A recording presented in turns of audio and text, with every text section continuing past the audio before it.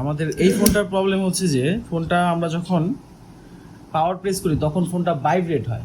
এই যে এখন ভাইব্রেট হয়েছে, ঠিক আছে, মানে ভাইব্রেট হওয়া মানে কি ফোনটা অন হয়েছে কিন্তু ফোনের কোনো গ্রাফিক্স বা লাইট আসে না। আপনি এখানে একটু লাইট মেরে দেখবেন যে এখানে গ্রাফিক্স বা লাইট আসে কিনা। এই যে সাউন্ড আসতেছে, মানে ফোন অন হয়েছে। এখানে এইভাবে আপনি লাইট মেরে দেখতে পারেন যে কোনো ধরনের গ্রাফিক্স আছে কিনা, ঠিক আছে। যেহেতু লাল কালার গ্রাফিক্স থাকার কথা আইটেল ফোনে, এখানে কোনো ধরনের গ্রাফিক্স দেখা যাচ্ছে না। যদি দেখা না যায় আপনি একটু অকটেন দিয়ে বা একটু লিকুইড দিয়ে তারপরে এখানে ভালোভাবে দেখতে পারেন, ট্রাই করে যে কোনো কিছু দেখা যায় কিনা, ঠিক আছে। তো আমাদের এখানে কিছুই দেখা যায় নেই। আচ্ছা, যদি এখানে কালার দেখা যাইতো তাইলে হচ্ছে এটা লাইটিং সেকশন থেকে সমস্যা। আর যদি কালারও দেখা যায় না, লাইটও দেখা যায় না, সেক্ষেত্রে হচ্ছে এটা গ্রাফিক্স সেকশন থেকে সমস্যা, কালার সেকশন থেকে। তাহলে আমাদের এই ফোনটার প্রবলেম হইতেছে হচ্ছে কালার সেকশন থেকে সমস্যা, যেহেতু গ্রাফিক্সও নাই কালারও নাই। এখন প্রশ্ন হচ্ছে যে কালার নাই তাতে লাইট আসে না কেন? ডিসপ্লে থেকে একটা সিগন্যাল এই কানেক্টরে আসার পর এটা লাইটিং আইসিতে যায়। যে সিগন্যালটা হচ্ছে যখন ডিসপ্লেটা প্রপারলি ভাবে কালার দিবে তখন ওই সিগন্যালের লাইনটা কি করবে, লাইটিং আইসি কে বলবে যে আমি প্রপারলি কালার পাইতেছি, তুমি এবার লাইট দাও। তখন সে লাইট দিবে। যখন ওই সিগন্যালটা আসতে পারবে না তখন লাইট দিবে না। ওই সিগন্যালটা তখনই দিবে না যখন হচ্ছে ডিসপ্লেতে কালার আসে না, তখন কি দিবে, ডিসপ্লে কি করবে, ওই লাইটিং আইসি কে কোনো সিগন্যাল দিবে না। এই জন্য হচ্ছে যেই ফোনগুলোতে এই সিস্টেম, সেই ফোনগুলো ওই দেখা গেল ডিসপ্লে নষ্ট হইলেও ডিসপ্লের কালার যদি সমস্যা হয় কোনোভাবে, কালারের সমস্যা হয়তো বোর্ড থেকে বা ডিসপ্লে থেকে, ওই সিগন্যালটা যেই ফোনের মধ্যে সিস্টেম করা আছে ওই ফোনগুলা ফোন অন করলে লাইটও আসবে না, কালারও আসবে না। আর যেই ফোনগুলো নর্মাল সার্কিট দিয়ে তৈরি, মানে কোনো যে সিগন্যালের লাইন নাই, ঠিক আছে, নর্মাল বেসিক, যেমন সিম্ফনি V75, তারপরে আগের যে ফোনগুলো আছে নাকি 6 ঠ্যাঙ্গাল আইসি, তো ওই ফোনগুলো হচ্ছে কালারের লাইন যদি সমস্যা হয় তারপরে লাইট দিবে, যার কারণে ডিসপ্লে সাদা আসে। বাট এখনকার ফোনে এই সিস্টেমটা নাই। এখন হচ্ছে সব হচ্ছে ওই যে বল আইসি, ঠিক আছে, লেগ আইসি নাই, তো যার কারণে সবকিছু ডিজিটাল। আর হচ্ছে এখানে ওই কালার না আসলে লাইটও আসবে না। তো অনেকের ভুল ধারণা হইতে পারে যে কালার যেহেতু আসে না, লাইটও আসে না, আগে লাইটটা ঠিক করি নাকি, আগে লাইট ঠিক করি, লাইট ঠিক করার পরে তারপরে আমি কালার যাব। তো লাইটিং এসে চেঞ্জ করার পরও দেখে কোনো অবস্থা আসে না, কিন্তু আগে কালার ঠিক করতে হইব। হ্যাঁ, গুড, এটা বুঝতে হইব, এটা অনেকে জানে না, যার কারণে অনেক প্রবলেম হইতে পারে। আচ্ছা, এখন আমি যেটা করব, এই যে ডিসপ্লের কানেক্টর আছে এখানকার ডায়াগ্রাম আগে বুঝতে হবে, তারপর হচ্ছে আমরা হট টেস্টিং এবং কুল টেস্টিং করার মাধ্যমে এটার সলিউশন করব, ঠিক আছে। ওকে, তাহলে আমরা আগে ডায়াগ্রামটা দেখে আসি। Welcome back. এটা হচ্ছে আমাদের বর্নিও স্কেমেটিক ডায়াগ্রামের একটি সফটওয়্যার। আপনি যদি বর্নিও স্কেমেটিক বা স্টেক ডায়াগ্রাম বা অন্যান্য ডায়াগ্রাম অথবা বিভিন্ন টুলস অ্যাক্টিভেশন করতে চান, সেক্ষেত্রে আপনারা আমাদের হোয়াটসঅ্যাপ নাম্বারে যোগাযোগ করতে পারেন। অথবা বিভিন্ন ফোন, যেমন আইফোনের আইক্লাউড বাইপাস করা, পাশাপাশি আরও বিভিন্ন ফোনের কান্ট্রি লক অ্যাটসেট্রা বিভিন্ন ধরনের আনলকিং অ্যাক্টিভেশন প্রয়োজন হয়, যেগুলো আপনি আমাদের সাথে যোগাযোগ করে সেই সার্ভিসগুলো নিতে পারবেন। ওকে বন্ধুরা, এখানে আমরা হার্ডওয়্যার সলিউশনে যাব। তারপর হচ্ছে যেহেতু আমাদের ফোনের মডেল হচ্ছে আইটেল ভিশন প্রো, সো আমরা আইটেল ভিশন প্রো যেটা সেটা সিলেক্ট করবো এখান থেকে। ওকে, তারপর হচ্ছে আমাদের ফোনের প্রবলেম কি, প্রবলেম হচ্ছে এলসিডি লাইট না, এলসিডি লাইট তো আমাদের সমস্যা না, মেন সমস্যা হচ্ছে কালারে। তাহলে এই যে এখানে শুধু এলসিডি লেখা থাকবে, এটাতে ক্লিক করতে হবে। Welcome back. এখানে দেখতে পাচ্ছেন এটা হচ্ছে আমাদের ডিসপ্লের কানেক্টর, সুস্পষ্টভাবে বোঝা যাচ্ছে। এখানে আমি আপনাদেরকে একটু বুঝিয়ে বলি যে আসলে কোনটা কি লাইন, কোন লাইনে কতটুকু ভোল্টেজ থাকবে, কোন লাইনে কত রিডিং আসবে, সেই ব্যাপারগুলো অবশ্যই আপনাকে এখন খুবই মনোযোগ সহকারে বুঝতে হবে। সর্বপ্রথম আমরা নিচের যে লাইনগুলো আছে সেগুলোর ব্যাপারে কথা বলি। এখানে বিভিন্ন ডাটা, তারপর হচ্ছে ক্লক সিগন্যালের লাইন, ঠিক আছে, এগুলো আছে। তো ডাটা সিগন্যাল এবং ক্লক সিগন্যালের মাধ্যমে ডিসপ্লের যে কালার আছে, বিভিন্ন ধরনের কালার বা বিভিন্ন ধরনের ধরন, সেই কালার ভোল্টেজগুলো এখানে সাপ্লাই করে থাকে, সিগন্যালগুলো সাপ্লাই করে থাকে। তো এখানে মূলত এই লাইনগুলো আপনাকে কুল টেস্টিং করতে হবে। তো এখানে শুধুমাত্র যেই লাইনগুলো ভোল্টেজের লাইন, সেই লাইনগুলো বাদ দিয়ে অন্যান্য যত লাইন আছে সবগুলো হচ্ছে আপনাকে কুল টেস্টিং করতে হবে।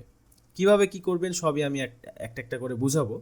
তো দেখেন এখানে একটা দুইটা তিনটা চারটা পাঁচটা ছয়টা সাতটা আটটা, মূলত এই আটটা লাইন এবং উপরে যে লাইন আছে যেমন এলসিএম এফ মার্ক এই লাইনটা এবং এলসিএম রিসেট নেগেটিভ এই লাইনটা, তারপর হচ্ছে এখানে এলসিএম আইডি এডিসি, ঠিক আছে, এই লাইনগুলো শুধুমাত্র হচ্ছে এখানে ভিডিডি ওয়ান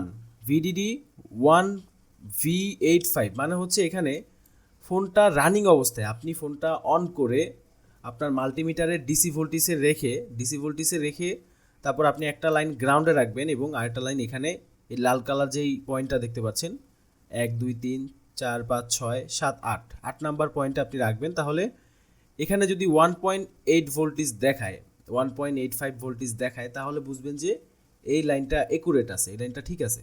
আর যদি এখানে কোনো ধরনের ভোল্টেজ না দেখায় অথবা 1.8 ভোল্টেজের কম দেখায় তাহলে বুঝবেন এই লাইনে ঝামেলা আছে। আর যদি ঝামেলা হয় তাহলে কি করবেন, এখানে দেখতে পাচ্ছেন একটা ক্যাপাসিটার সম্পৃক্ত, আগে এটা মাপতে হবে। তারপর হচ্ছে লাইনটা কোথায় গেছে, লাইনটা আসছে হচ্ছে পাওয়ার আইসি থেকে, পাওয়ার আইসিতে যাওয়ার আগে এখানে একটা ক্যাপাসিটার হয়েছে, এটা মাপতে হবে। তারপর হচ্ছে একটা বাক্স কয়েল রয়েছে, এই কয়েলটাও মেপে নিতে হবে। তারপর হচ্ছে আপনার আইসির দিকে যেতে হবে, প্রথমে আইসি রিহোড করবেন, না হলে রিভলভ করবেন, না হলে চেঞ্জ করবেন, ঠিক আছে। তো এটা হচ্ছে একটা ভোল্টেজের লাইনের কথা বললাম, 1.85 ভোল্টেজ সাপ্লাই দেয় এখানে। এখানে আরও দুইটা ভোল্টেজ আছে, যেটা হচ্ছে যেই লাইনগুলো হচ্ছে ভোল্টেজে সেই লাইনগুলো সবসময় দেখবেন লাল কালার বা খয়েরি কালার হয়ে থাকে, কিন্তু এখানে মূলত তিনটা লাইন হচ্ছে ভোল্টেজের, এই একটা লাইন লাল কালার এবং আরও দুইটা লাইন আছে, যে এখানে দেখতে পাচ্ছেন এলসিএম এভিডিডি এবং এলসিএম এভিইই, এই দুইটা যদিও আকাশি কালারের, তারপরে এই দুইটা হচ্ছে ভোল্টেজের লাইন। তো এইখানে অবশ্যই এই যে এলসিএম এভিডিডি এবং এলসিএম এভিইই, এখানে আপনি যখন ভোল্টেজ মাপবেন কিছু অনির্দিষ্ট ভোল্টেজ এখানে পাবেন। যেমন এখানে আমি যখন মেপেছিলাম তখন হচ্ছে এখানে বেশিরভাগ সময় 4 ভোল্ট পাওয়া গেছে, ঠিক আছে। আপনি এখানে 4 ভোল্ট বা 5 ভোল্টেজ পাবেন, এখানে 4 অথবা 5 শো করবে এই লাইনটা অথবা এই লাইনটাতে দুইটা লাইনের ভোল্টেজ শো করবে। মাল্টিমিটারে দেখবেন যে একটা লাইনে -4 ভোল্ট শো করতেছে, আরেকটা লাইনে +4 ভোল্ট শো, আরেকটা লাইনে +4 ভোল্ট শো করতেছে, ঠিক আছে।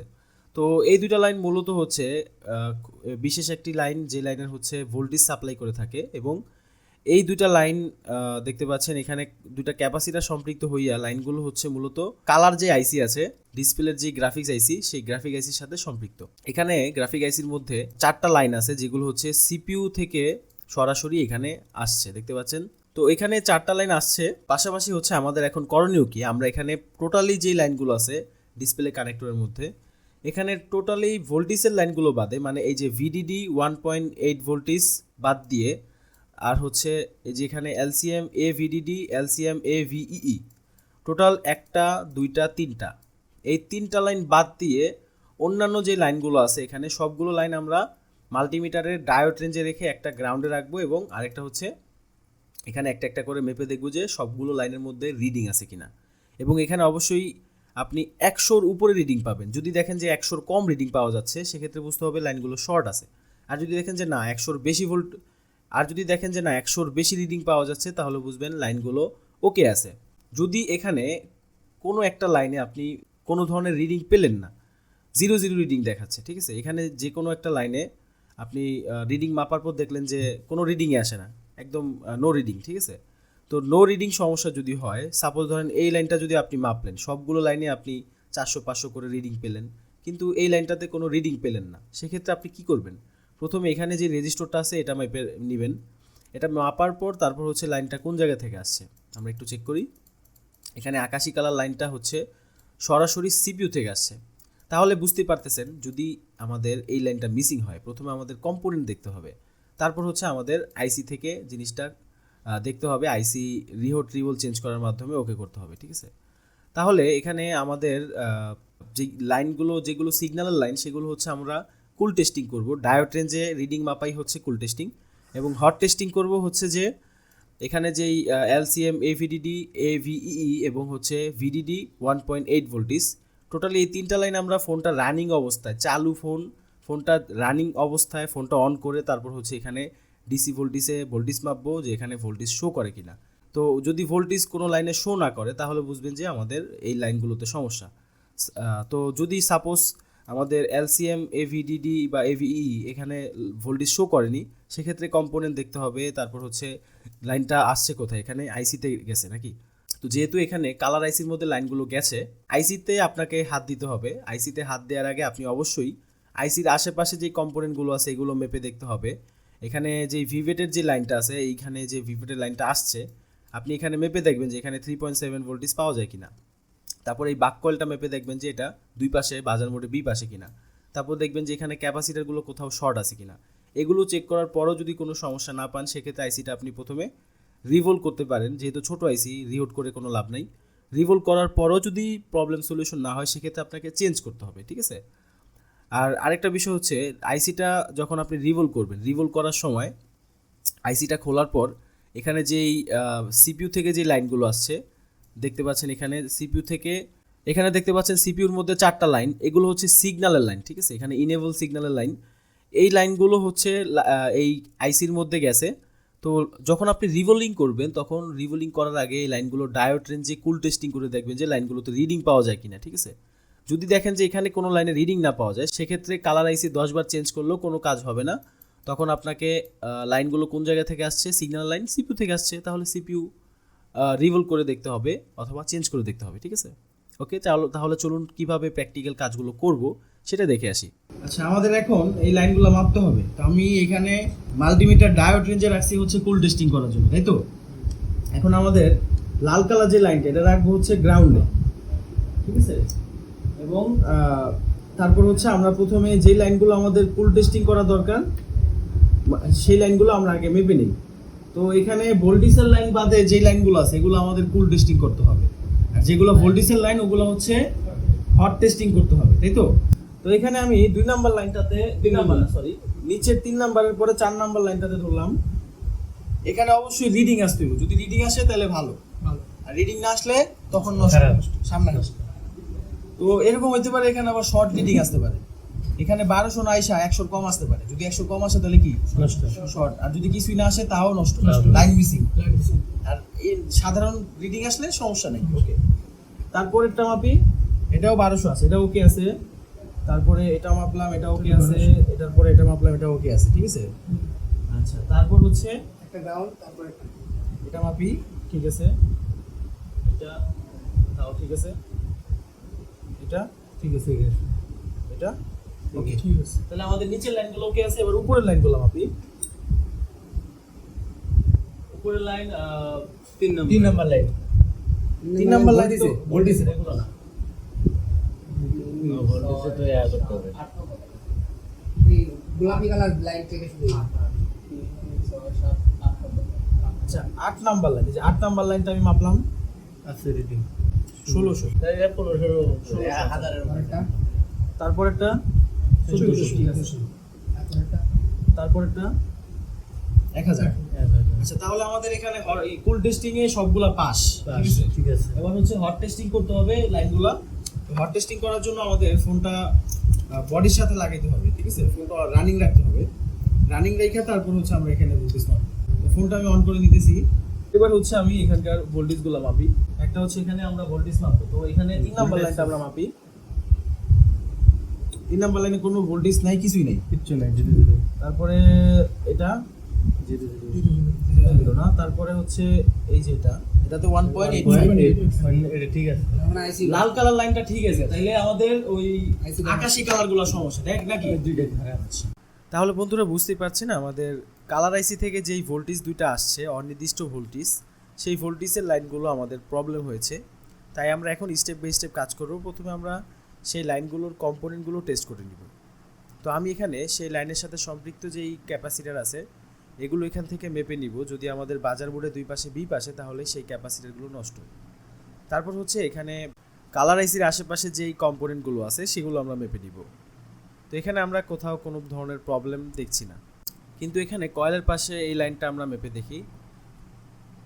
এখানে ভিভেটের ভোল্টেজ থাকার কথা 3.7 ভোল্ট থাকবে ফোনটা বন্ধ অবস্থাতেও, বাট এখানে ভিভেটের সাথে কিন্তু কোনো সম্পৃক্ততা নেই, এখানে কোনো বিপ আসছে না। তো যেহেতু ভিভেটের লাইনটা এখানে আসছে, বাট এখানে ভিভেটের লাইন কোনো সম্পৃক্ত নেই, এখানে লাইনটা মূলত হচ্ছে মিসিং আছে, ভিভেট মিসিং আছে। তাহলে আমরা ব্যাটারি কানেক্টরের পজিটিভের সাথে এখানে বাক কয়েলের সাথে আমরা জাম্পার করে দিব।